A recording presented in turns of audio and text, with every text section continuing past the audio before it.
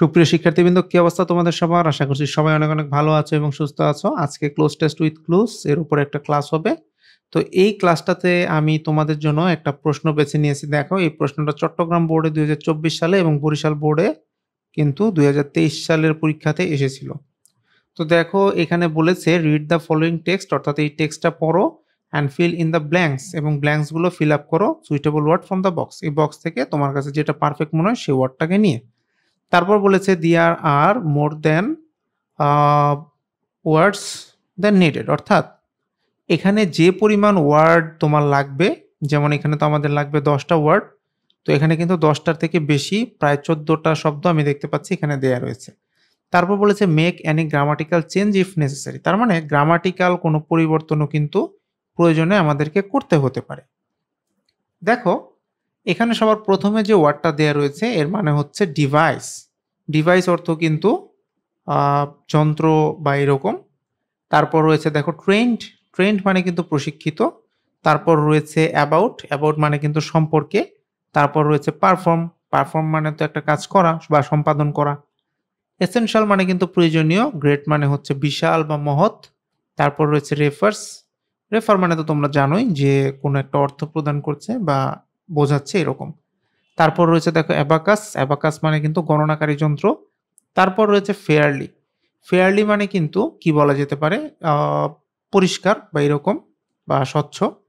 তারপর রয়েছে লার্জ মানে বৃহৎ, স্পেশাল মানে তো বিশেষ, তোমরা জানো। তারপর রয়েছে রিসেন্ট বা সম্প্রতি। এখানে রয়েছে সেন্স, এটাও কিন্তু তোমরা সবাই জানো যে জ্ঞান বা কি বলা যেতে পারে, যেই সাধারণ যেই জ্ঞান সে যেটাই বলি না কেন সেটা।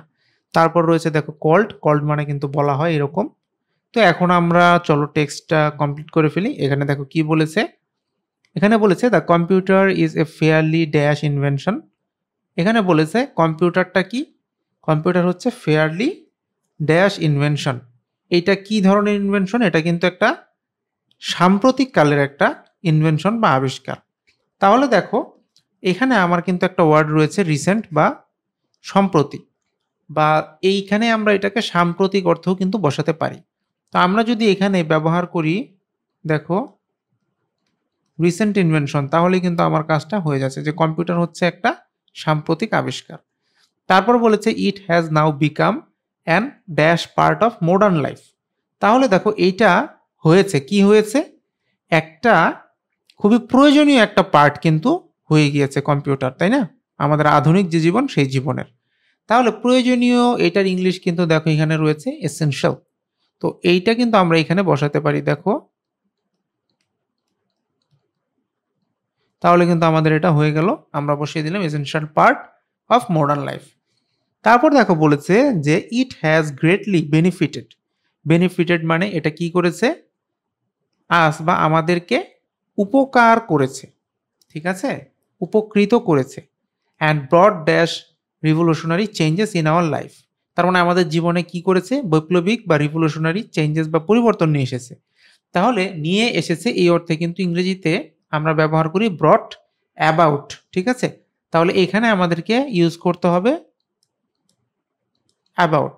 দেখো অ্যাবাউট ওয়ার্ডটা কিন্তু এই যে এখানে রয়েছে। তো এখানে ব্রট অ্যাবাউট দিয়ে তাহলে কি বোঝানো হচ্ছে, নিয়ে এসেছে এরকম। তারপরে ডি নাম্বারে আসো, এখানে বলেছে any dash that helps people perform mathematical calculation. তাহলে এনি এখানে কি ইউজ করব, তাহলে আমরা যে কোনো ধরনের ডিভাইস বা যন্ত্র দ্যাট হেল্পস পিপল, যেটা মানুষকে সাহায্য করে পারফর্ম বা করতে ম্যাথমেটিক্যাল ক্যালকুলেশন মেবি ড্যাশে কম্পিউটার। তাহলে বোঝাই যাচ্ছে এখানে আমাদের কি ইউজ করতে হবে, অ্যানি ডিভাইস, অর্থাৎ যে কোনো যন্ত্র। দেখো ডিভাইস ওয়ার্ডটা সবার শুরুতেই কিন্তু রয়েছে। তাহলে যে কোনো ডিভাইস যেটা হেল্প বা সাহায্য করে ম্যাথমেটিক্যাল ক্যালকুলেশন বা গাণিতিক যেই কি বলা যেতে পারে গণনা করতে, মেবি ড্যাশ এ কম্পিউটার, অর্থাৎ এটাকে কি বলা যেতে পারে, কম্পিউটার বলা যেতে পারে। তাহলে বলা যেতে পারে বা ডাকা যেতে পারে এই অর্থে কিন্তু আমরা কল্ড ব্যবহার করি দেখো। তাহলে calculation maybe called a computer, অর্থাৎ এটাকে কম্পিউটার বলা যেতে পারে। তারপর দেখো কি বলেছে, ইন দিস সেন্স বা এই অর্থে the dash is a simple computer. দেখো এখানে একটা ওয়ার্ড রয়েছে অ্যাবাকাস, যার অর্থ হচ্ছে গণনাকারী যন্ত্র। তো সেই অর্থে কিন্তু অ্যাবাকাসও একটা সিম্পল কম্পিউটার। তাহলে আমরা এখানে লিখে ফেলি অ্যাবাকাসের নামটা, যে সেই অর্থে অ্যাবাকাসও কিন্তু একটা সিম্পল বা সাধারণ কম্পিউটার। তারপর দেখো বলেছে টুডে বা আজকাল, হাউএভার বা যা হোক, দ্য টার্ম, টার্ম মানে তো বুঝোই যে একটা ওয়ার্ডের বিকল্প যেটা আমরা বলি টার্ম। তো দেখো এখানে বলেছে term computer dash to special kind of electronic machine.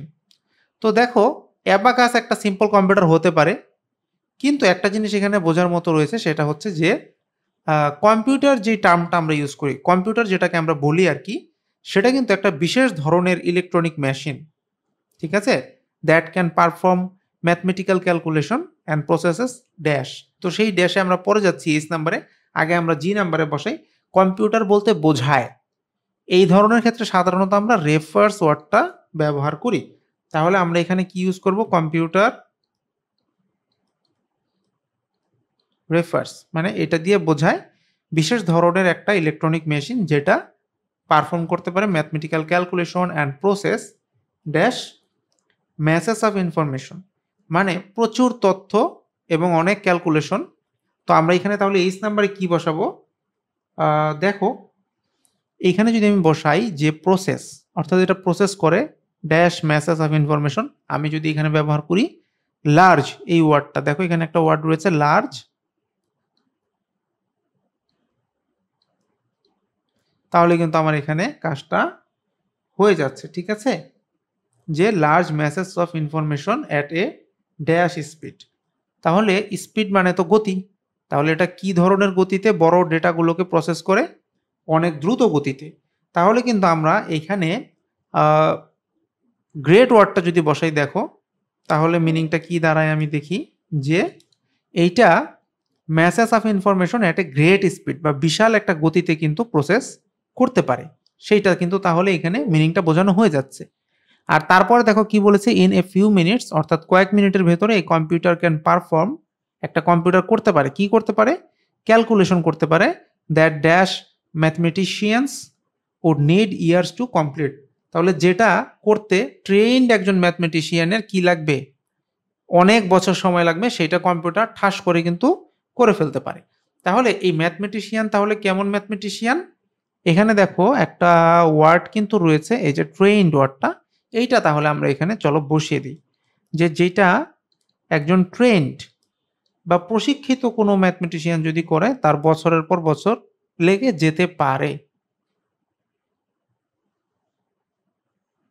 তো দেখো কতটা সহজে কিন্তু তুমি চাইলে এই ক্লোজ টেস্ট উইথ ক্লুজ এই টপিকটা থেকে মার্কস তুলে আনতে পারো। জাস্ট তোমাকে বুঝে বুঝে এই ওয়ার্ডগুলো বসাতে হবে, যেগুলো বসালে এই গ্যাপগুলো কিন্তু মিনিংফুল হবে। তাহলে তোমাকে যে কাজটা করতে হবে সেটা হচ্ছে প্রচুর পরিমাণে কিন্তু প্র্যাকটিস করতে হবে, কারণ প্রচুর পরিমাণ প্র্যাকটিস না করলে কিন্তু পরীক্ষার হলে যে কনফিডেন্সটা দরকার হবে সেটা তুমি গেইন করতে পারবে না। তাহলে প্লেলিস্ট আকারে সবগুলো ভিডিও দেখো এবং নিয়মিত বাসায় চর্চা করো। আজকের মতো এ পর্যন্তই, কথা হবে নতুন কোনো ভিডিওতে। Till then thanks for watching, bye by.